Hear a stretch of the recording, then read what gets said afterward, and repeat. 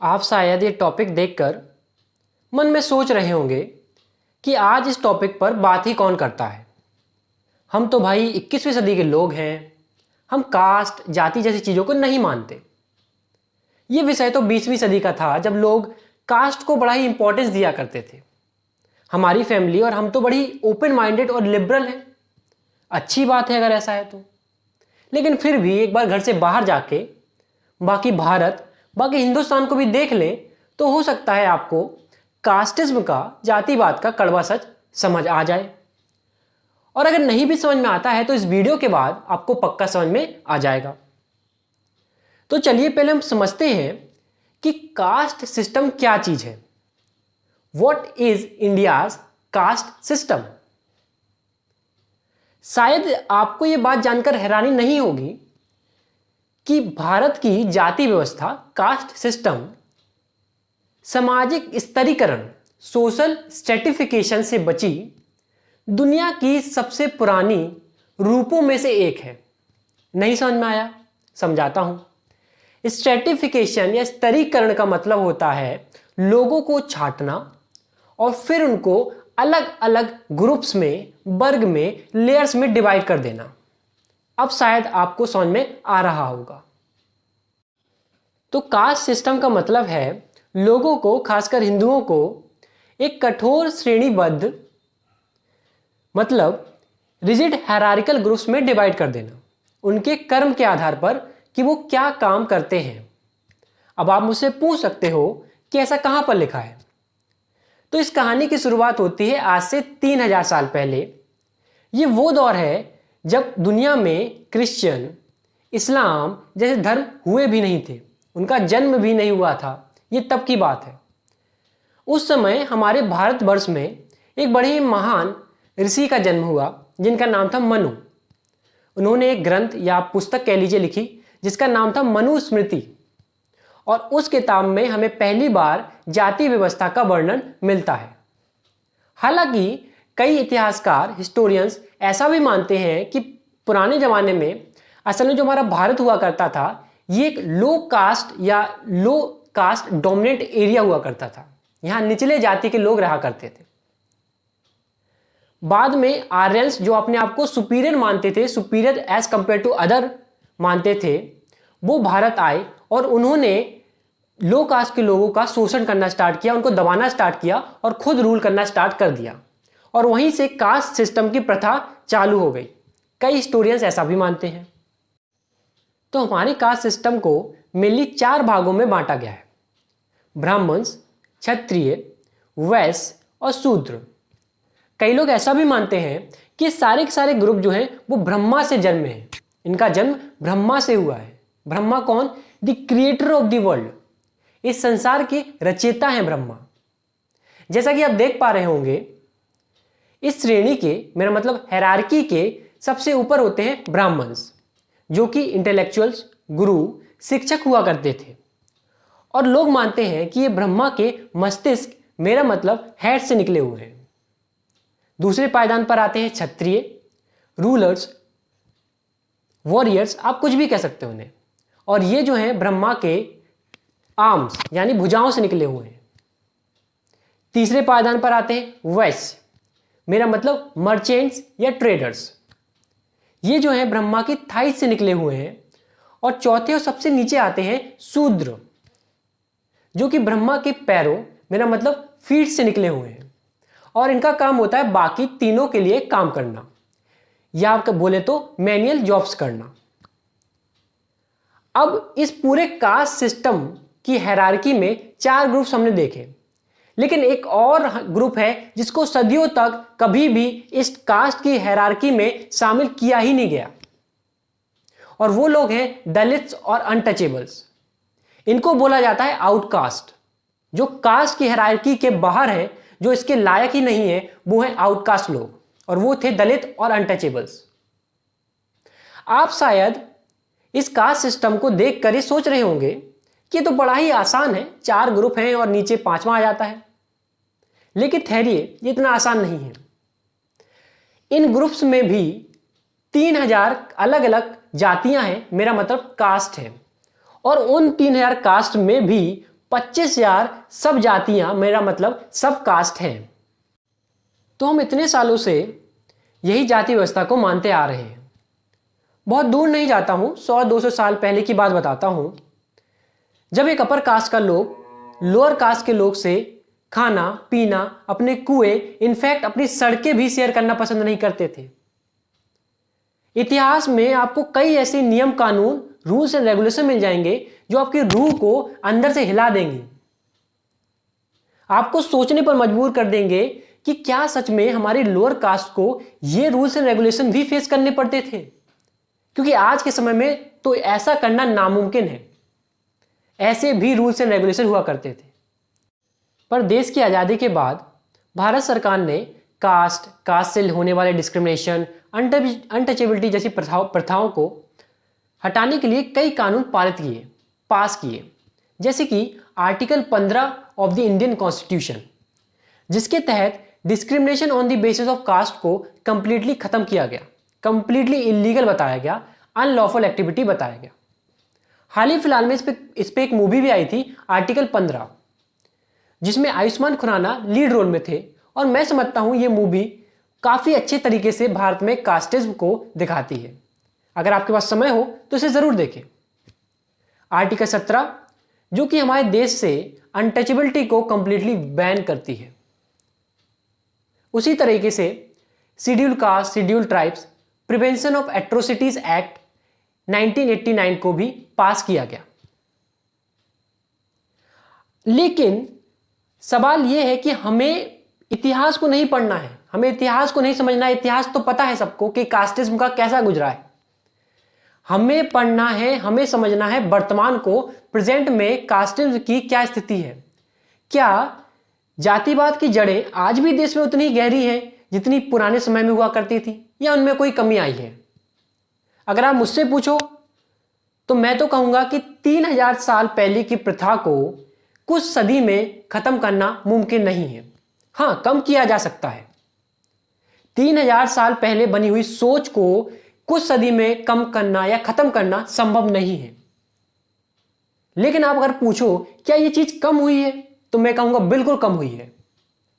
आज आजादी के बाद secular education, urbanisation, modernisation, industrialisation के थ्रू हमारी लिटरेसी रेट बढ़ाई गई, और आज के समय में आप अगर अर्बन एरियाज में जाओ तो डिफरेंट कास्ट के लोग साइड बाय साइड रहते हैं खुशहाली से।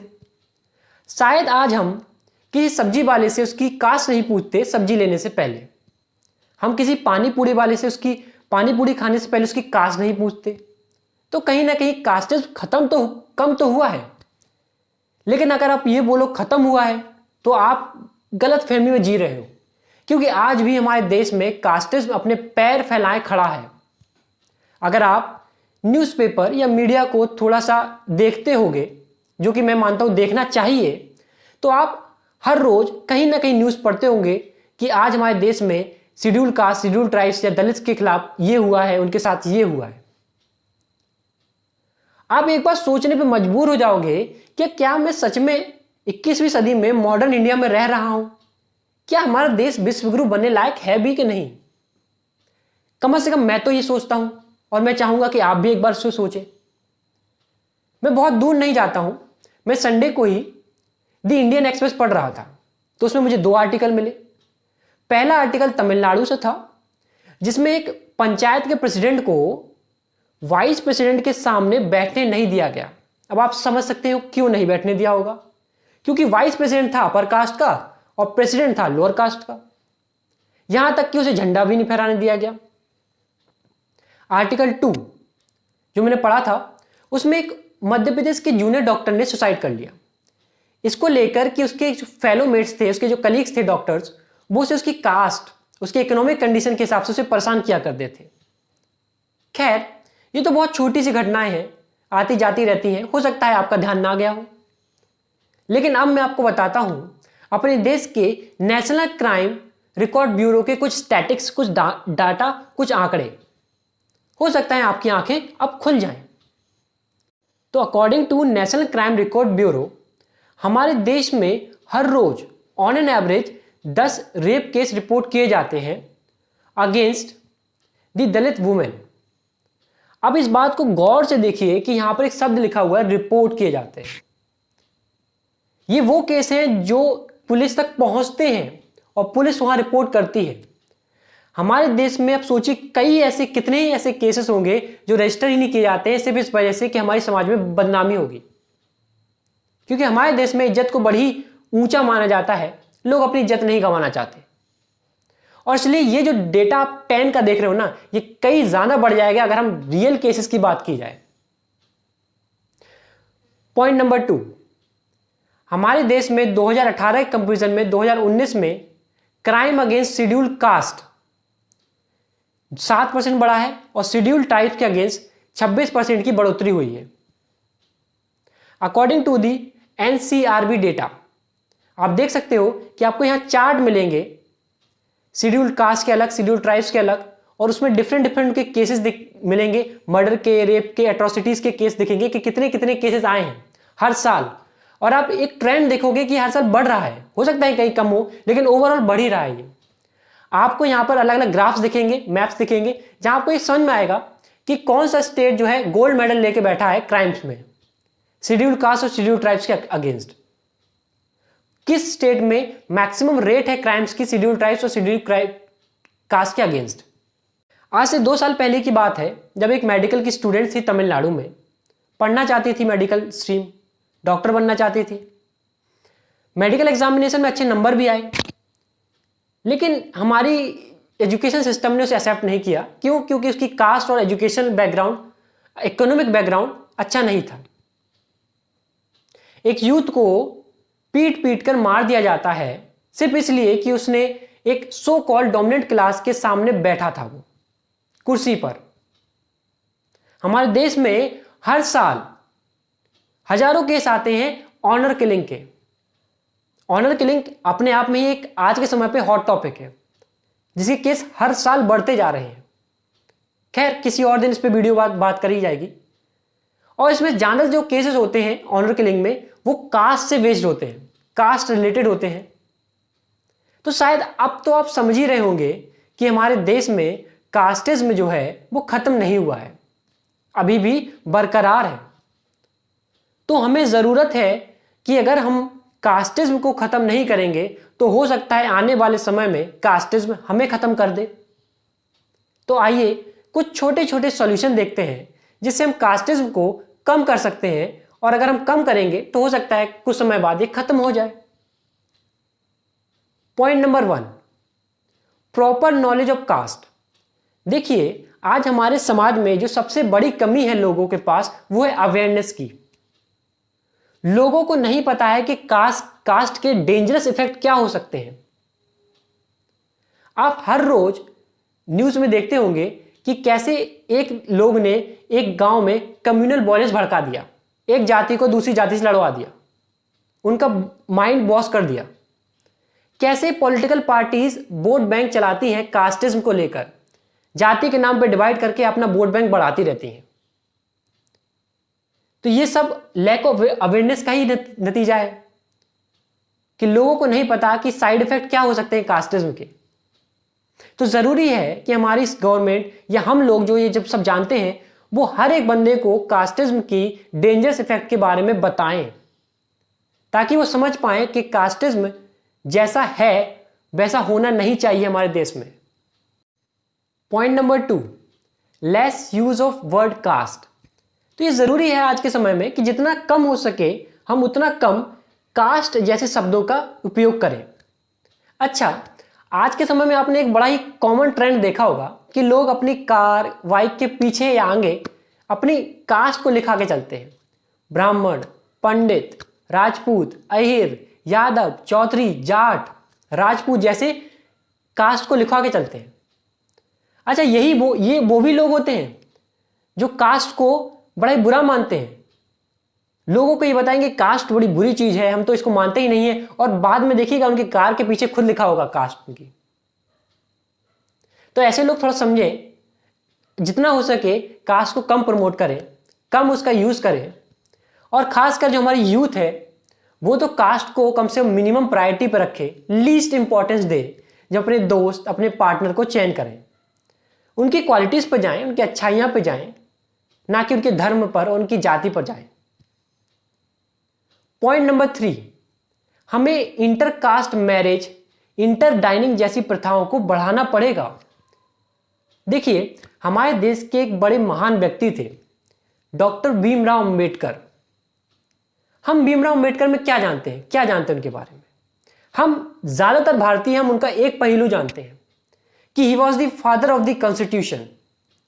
बिल्कुल थे, उन्होंने संविधान को लिखने में बहुत बड़ा हाथ दिया, बहुत मेहनत की। लेकिन जो उनका दूसरा पक्ष है, जो बहुत कम ही लोग जानते हैं या छुपाया जाता है लोगों से, वो ये है कि वो पूरी जिंदगी भर अपने देश की कास्टिज्म की, जाति प्रथा के खिलाफ लड़ते रहे। वो चाहते थे कि देश से जाति प्रथा, कास्ट सिस्टम पूरी तरीके से हट जाए।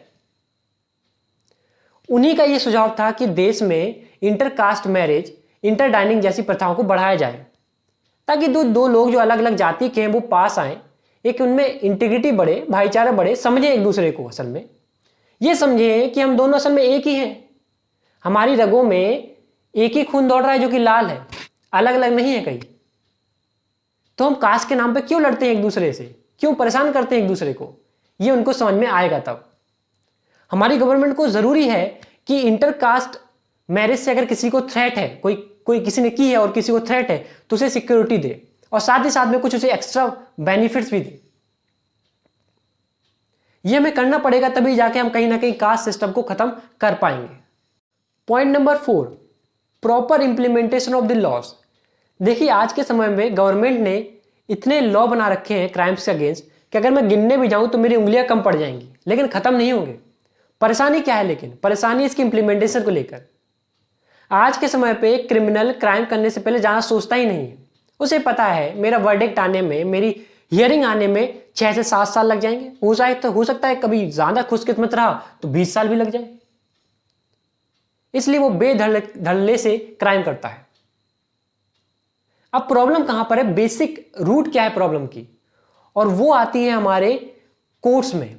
आज हमारे जो कोर्ट्स, जो न्याय का काम देने का काम करते हैं, जो वर्डिक्ट सुनाने का काम करते हैं फाइनल, वहां पे पेंडेंसी चली जा रही है।